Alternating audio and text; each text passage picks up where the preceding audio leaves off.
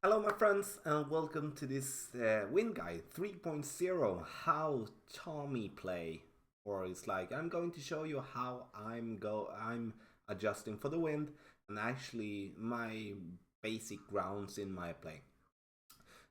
There is a lot of questions directed to me and to my team in the way of how to master the wind, and there is one method that is called the ring method, which is a method that works for many people, but for some people it doesn't work, and me included.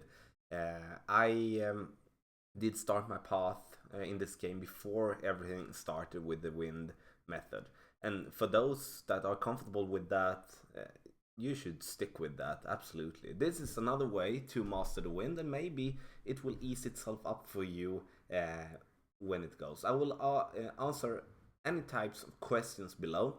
I'm going to try in a 10-minute long video try to show you with a drawing. I'm going to show you with one game how I actually work myself through the tools. And I've been playing like this since I started this game, because I thought when I did start, I thought, how can I be the best player in the world? That was my main goal. Otherwise, what's the point of playing? Because I'm a competitive person, as you already know. And this was the beginning of it. And it is with a lot of notes, drawings, and with reference spots uh, on fairway and also on green sometimes. And I'm going to show you a little bit of it. I can't show everything because it's not possible. But I do hope you get the hang of it. So I think it's time to just start off. We're going to start with this picture. This is a shootout, and you can see here that my reference spot here is the edge of the fringe. With this type of wind, I do have notes where I do use the edge of the fringe as a reference spot, and that I would like to call the ground zero. The ground zero for me is where I do have the main adjustment. When I do take the first note of one hole, I do always have a ground zero with that adjustment. For this example, I do have 18. You can see I have 7.7. I do want to call that spot where I'm aiming right there to be 8 miles per hour in wind. And then you have 10 above, then you have 6 down below. Instead of then having to go with a number from a calculator or something like that, I do move myself within those numbers. Easily explained, because I do want to combine these spots here on the green with some feeling. And as you probably have found out already, I do the same with side wind, I do the same with tailwind. So I do have, and I do always advise people to start with 4 different um, reference spots as a ground zero. And that would be one for side wind left, side wind, and one for side wind right, one for tailwind, and one for headwind. Because that will be the best way, because then you cover all the sides and all the different types of wind in that way. That is the picture one. I do go with 2 spots in between because of uh, it is a shootout, because I want to get close.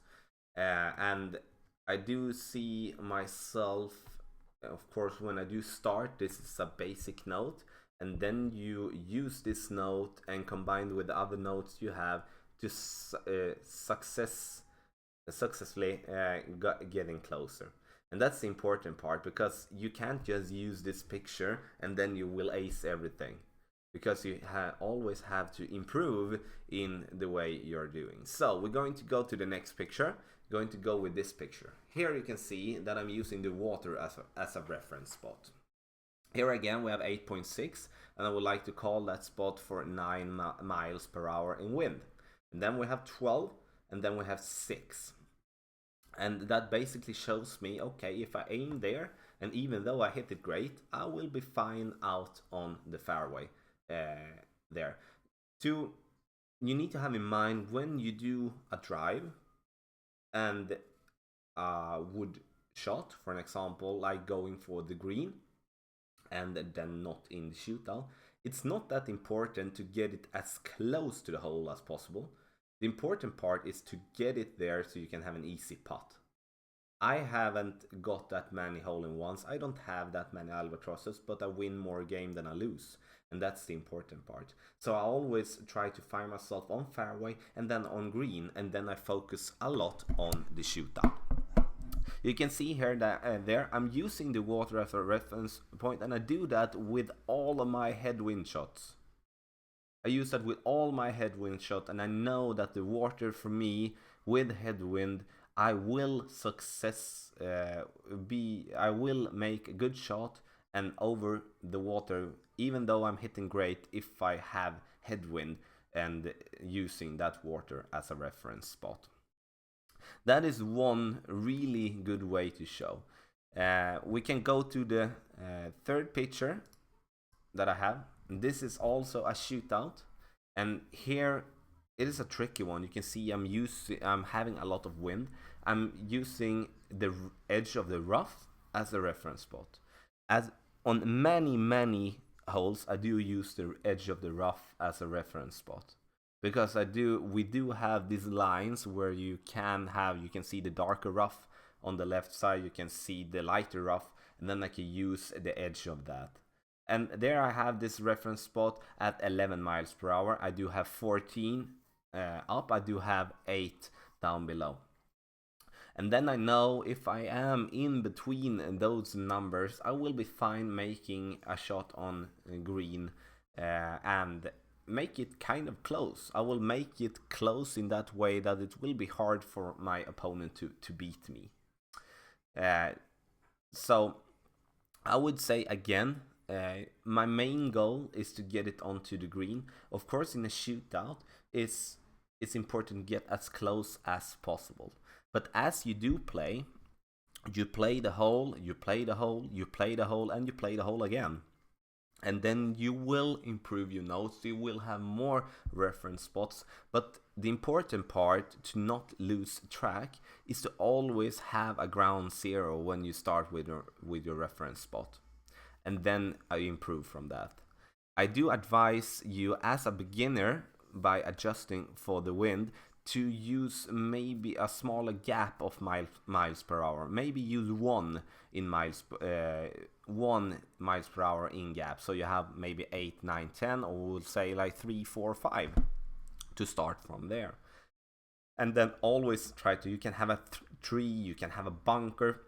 For those that saw my tournament round, I did make an hole-in-one in this way on hole 3, because I used the bunker as a reference spot, then I adjusted in between my numbers.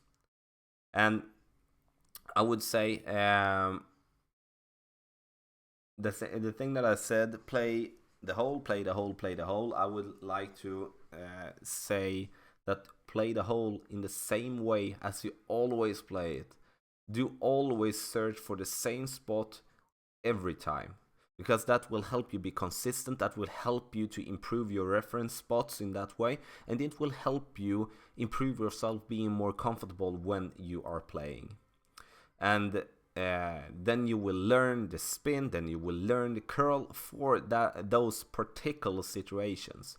When you do play a hole in different ways all the time, you will lose track and you will have a really tough time to just find that sweet spot where you want to be in. And again, you can't have 100 reference spots in the game. That's why I suggest you start with 4. Then you can combine with maybe up to 8 or 10 reference spot, depending on how much you want to keep in track. Then you can always, before you go to that particular tool, check your reference spots, be up to date, maybe have it on your computer or on your phone if you want to. But for me, I don't have them up. I do check them before I play, so I refresh my mind, and then then I actually come to the last part of it.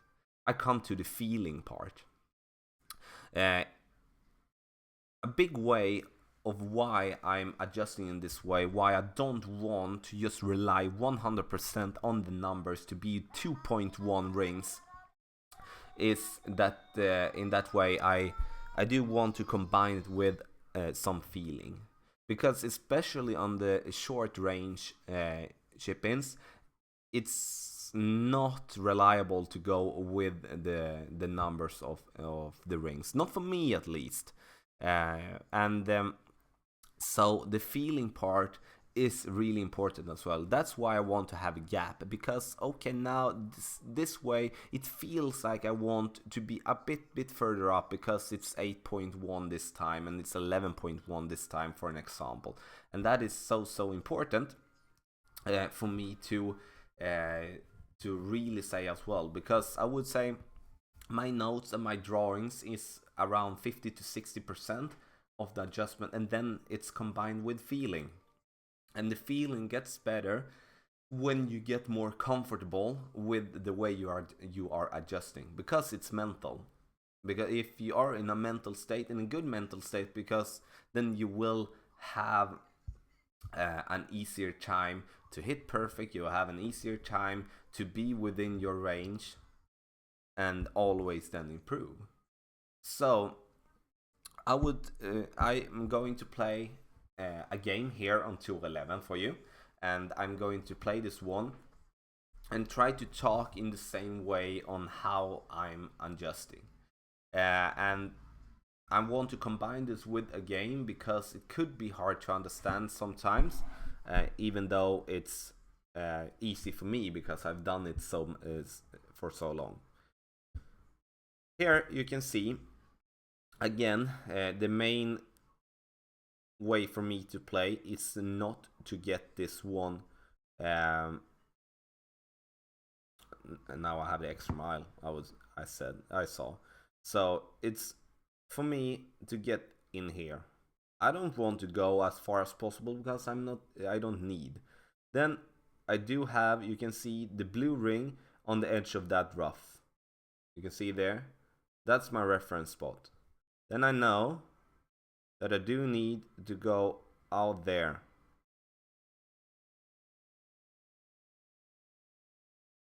And then hit it perfect.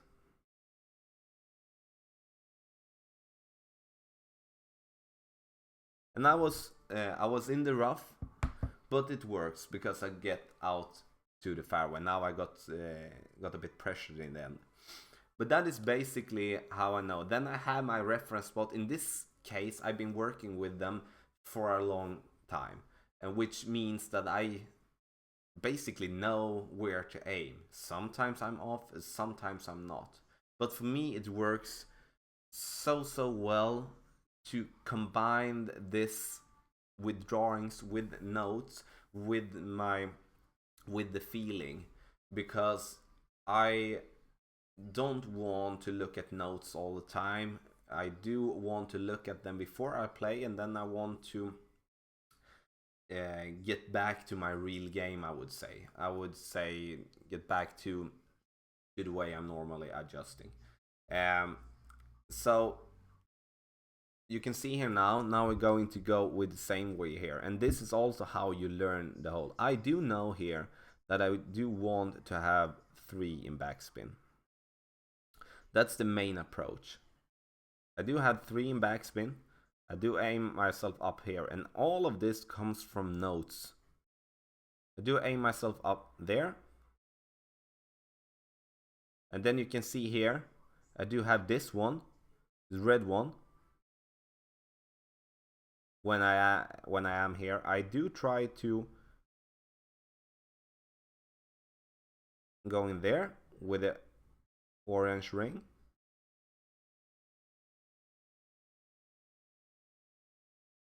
I do always try to find spots on the fairway, on the green, to get really close. And now I'm basically, this is a quick show for you how it basically works. For you that maybe are new to the game, this may sound really weird for you, But listen to it again and again, and then you will understand. Then send me a question if you do want to. But the important part for me to address this one, to make this video, is to show you that you actually can manage to play this game really well without understanding the ring method. I would say when you come up to tool 10, tool 11, maybe tool 9 as well, you do need to understand how it works. That I would say, because then you need to, of course, be on a different level. You do need to maybe take some more notes and be more close, and you need to practice in a complete different way. And then we go here now. We're gonna go to the shootout in this game.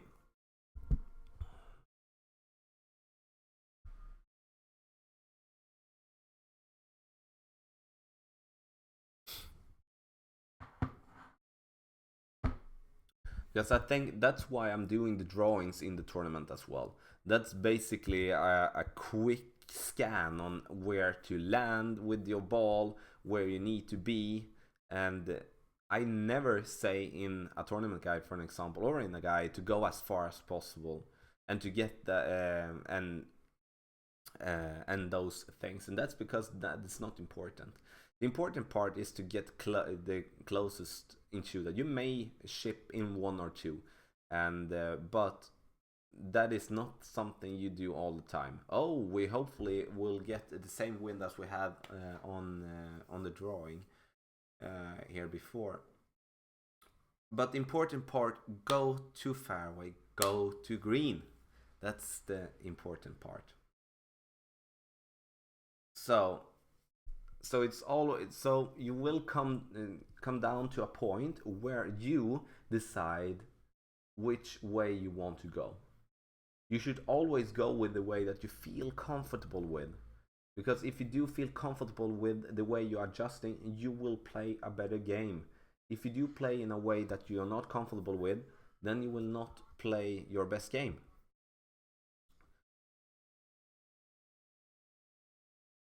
So now my opponent did make a good shot.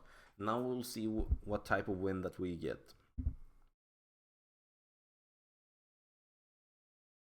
See, we have 6.5.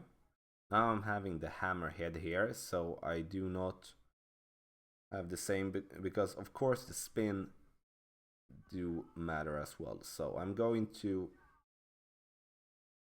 go here with max.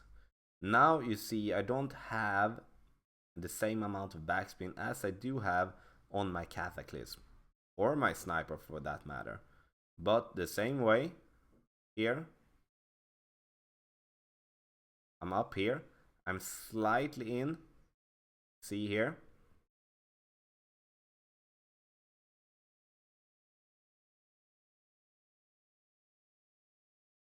Now I did hit it great.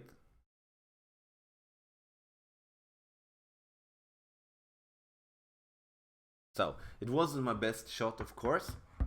And the thing is, again, should maybe have shown you this way with the clubs that I'm actually using. So we lost this game, but it doesn't matter. And now we're going to summon this one up and see if we can summon this one up, actually. So here you see three points here. Number one, learn by doing. Learn by doing, I would say, play it consistent, play in the same way all the time. Take your notes, improve from your notes, have reference spots on the fairway, on the green, to help yourself get close to the pin. The more advanced you get, the more advanced your notes will be. But start with having a reference spot for side wind, right and left, and headwind and tailwind. It doesn't have to be a tree or some lake or a bunker.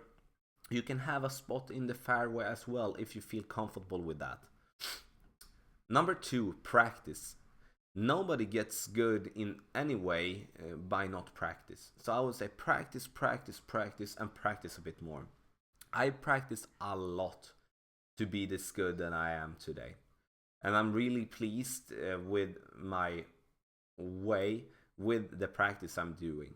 I'm always taking notes if something particular happens. If I get some kind of wind that I'm not comfortable with, I do try it out, and then I do take notes from that and adjust from that. Number 3, you decide. I know many people say to you in the forums there, you should use this method because it works the best. Maybe that works the best for that person. It doesn't have to mean that it works the best for you. If you're new to this game, it's so much easier, I would say, to start taking notes on how you're playing and where you should aim on the fairway, what type of spin you should have, what type of ball you should have. There is many things that not get resolved by for an example using the ring method. So it's so important to say that you decide in what way you're going to adjust. And again, you saw my reference spots. You can pause this video, you can listen to it again. If you do have any questions, please speak up in the comment section below. I would like to say completely that I do feel that the wind method is a really good way to adjust for the wind, and this way is really good for adjust for the wind as well. This way leaves you more by and that you need to have some feeling in your shot, and the thing with the wind with the ring method, don't do more go with that particular accurate number of your adjustment. So my friends, this was Wind Guide 3.0 on how Tommy plays, and I have not just been talking about how to adjust for the wind. I've been talking about basic strategies as well, because it all comes together in the end. It all comes together in the end of that you need to summon it all up. You need to learn the wind, you need to learn the spin, you need to learn the curl to be the best player in the world. But you need to start somewhere. For me, I started by taking notes. That was the start for me. And I'm where I am today by taking notes, improving from my notes, having reference spots in fairway and on green. So thanks a lot for watching this. I hope you liked it. I hope you did understand it. Otherwise, I will of course come out with a new edition and improve from that. This was basically a basic guide for how I do adjust and play my game. So my friends, I will leave you with this, and I will wish you an awesome day and happy stroking.